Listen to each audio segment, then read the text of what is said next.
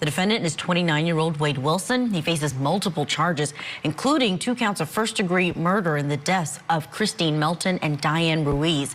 These 2 women were killed within days of each other back in October of 2019. Melton was found dead in her home, and Ruiz was found in a field several days later. Wilson faces the death penalty there in Florida in connection to these killings. Is it possible for someone to be a natural-born killer, or is it a learned trait through trauma? It seems like every case is different depending on the details, of course. Today's case is one that genuinely floored me from the start. Being a Florida native, seeing heinous crimes like this in my area really moves my heart. I wanted to cover this case because the media coverage was outrageously insane. I have watched several hours of jail phone calls, court proceedings, and podcasts about this case. With all that information soaked into my brain, here is the disturbing and downright disgusting story of Wade Wilson. On October 7th, 2019, Wade Wilson killed 2 women, Kristine Melton and Diane Ruiz, in Cape Coral, Florida. Wade met Kristine for the first time at Buddha, a popular local bar, on October 6th, 2019. They would end up partying together, and the next day while she was asleep, he strangled her to death and stole her car. Later that morning, he encountered Diane Ruiz while she was walking to work. He asked her for directions and coaxed her into the car. Once in his car, Wade strangled Diane. When he saw that she had not died, he pushed her out of the passenger seat and he ran her over multiple times with the vehicle. Later that same morning, he also viciously attacked his now ex-girlfriend, Mila Montanez, and tried to drag her into the car. She managed to escape, and somebody called the police. Roughly around 9 a.m. on Monday, Fort Myers police responded to the 2000 block of West 1st Street for a report of a male and a female fighting, according to a probable cause statement. Somebody made multiple 911 calls and callers stated that the male was dragging the female outside of a business. Police said a 36-year-old Fort Myers woman, Mila Montanez, was involved in the altercation and told them that Wade tried to pull her into his vehicle and that as she was about to get away, he got out and started to drag her towards his car. She said he also punched her in the face and bit her ear. But she said she was able to escape to a neighboring business. Police say that the woman had multiple injuries, which included road rash on her elbows and arms, scraped knees, a busted bottom and top lip, and a cut elbow. She also told police that Wilson threatened to kill her and that she was in fear for her safety. At around 10 a.m. on Monday, Diane Ruiz was last seen walking to work at the Cape Coral Moose Lodge.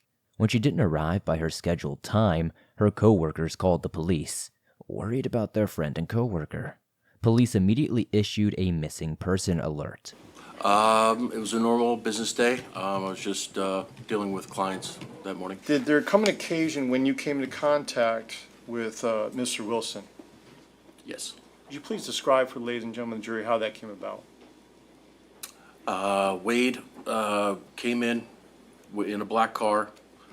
He backed up to one of the buildings on the property there, and he came up to my truck, my vehicle, when I was on the property, and I was with a client at that time, so I told him to give me a moment, and I'll be right with him. And once I went into the building, he was there trying to get a plane ticket or a bus ticket or whatever he could from me to leave town.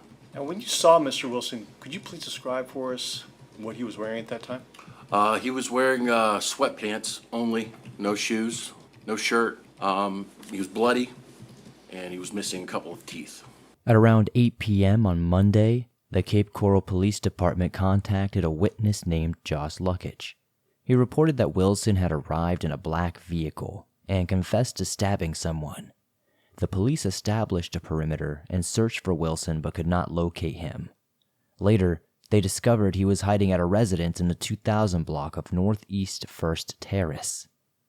When the police spoke with the homeowners who were out of town, they confirmed that no one had permission to be in the house. The police then called the landline inside the home and spoke with Wilson. According to the affidavit, he mentioned that he needed to talk to his father and then he would come out of the house. On that same day, Cape Coral police investigated a suspicious death in the 4800 block of Tudor Drive, Cape Coral. The deceased was identified as Kristine Ann Melton, aged 35. The police continued searching for Diane and even brought in dogs on Wednesday to search the area around the German-American Social Club off Pine Island Road around 1:30 p.m. on Thursday. While searching for Diane, Cape Coral police found a body near her home, and on a Friday, they confirmed that it was indeed her.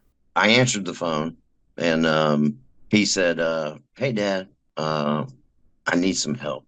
Well, I automatically thought, he needs a hotel. He needs money for whatever.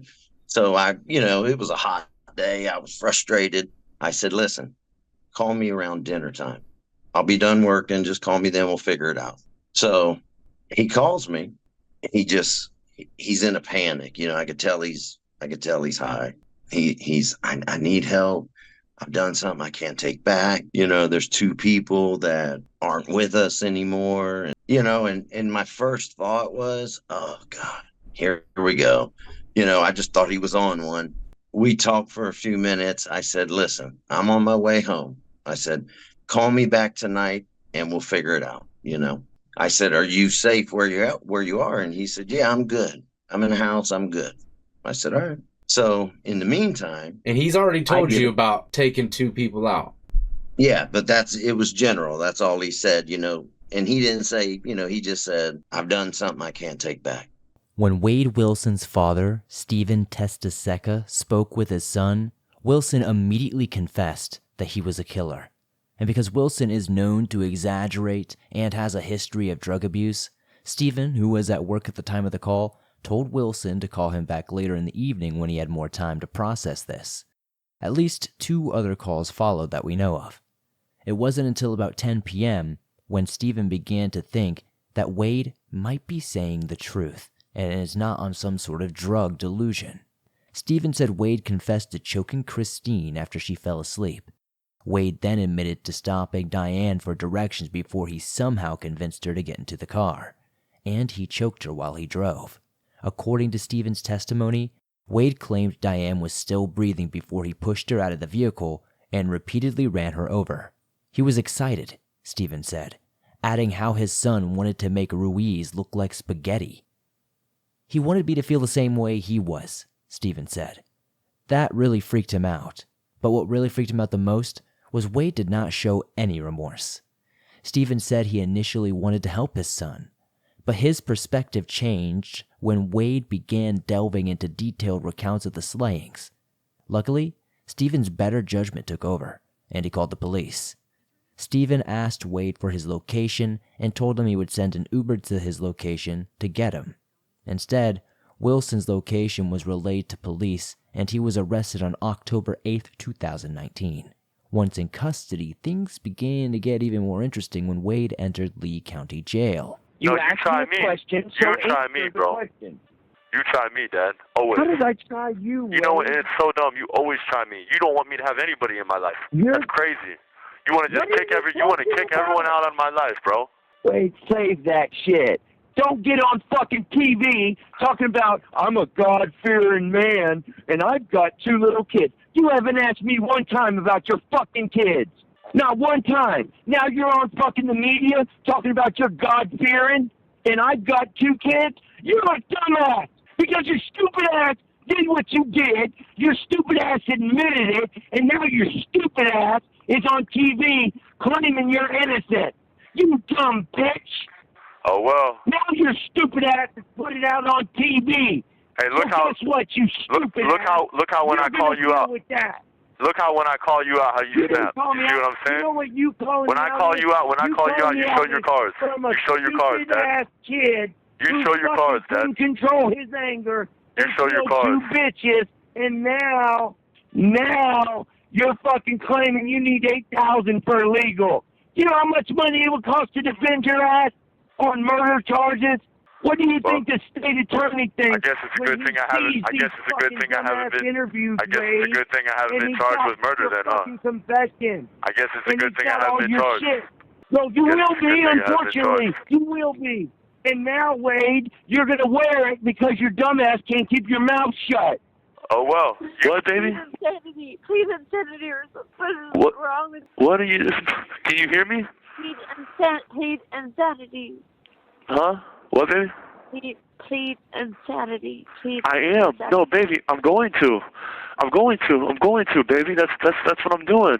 Baby, I'm going to. I might still, baby, there might still be a chance for me. I'm not done yet. That's what I'm not done just yet, baby. Listen, I have people like contacting me on that machine, trying to like message me and stuff on there. You're fucking Ted Bundy right now. Apparently so. You know, there's going to be two things that happen. One, they're going to find me not guilty by reason of insanity, okay? Or two, they're going to fucking kill me. We, the jury, find by a vote of 9-3 that Wade Wilson should be sentenced to death. Wade was not only fighting 2 counts of first-degree murder, he had grand theft, battery, burglary, petty theft, and various other smaller charges under his belt at the same time, being found guilty for all of them.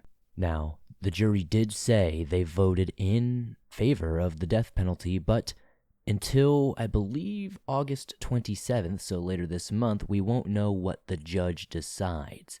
If he is sent to death row, he will be yeeted over into somewhere in Central Florida with a bunch of other death row inmates. There's about 300 of them there, and usually it takes about 20 years for them to execute somebody.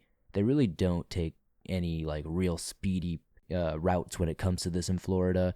I was looking at some averages. It's like there's people that are sitting in there since the 80s still. So if good old Wagerkiss here, as Jumpsuit Pablo likes to call him in his videos, if he does get sentenced to this death penalty, he will likely be spending a majority of his time alone. Probably absolutely bored to tears, no way to really interact with people, very little contact with the outside world. But I think he'll be fine. His commissary seems like it's fat. There's tons of women that have been sending in letters, and even men in the process here. And I will probably do a part 2 when the sentencing actually comes through, where I go into a lot of the prison calls, a lot of the other behind-the-scenes stuff that I showed a little bit in here. But with that said, we're going to end this one here and hopefully revisit it soon.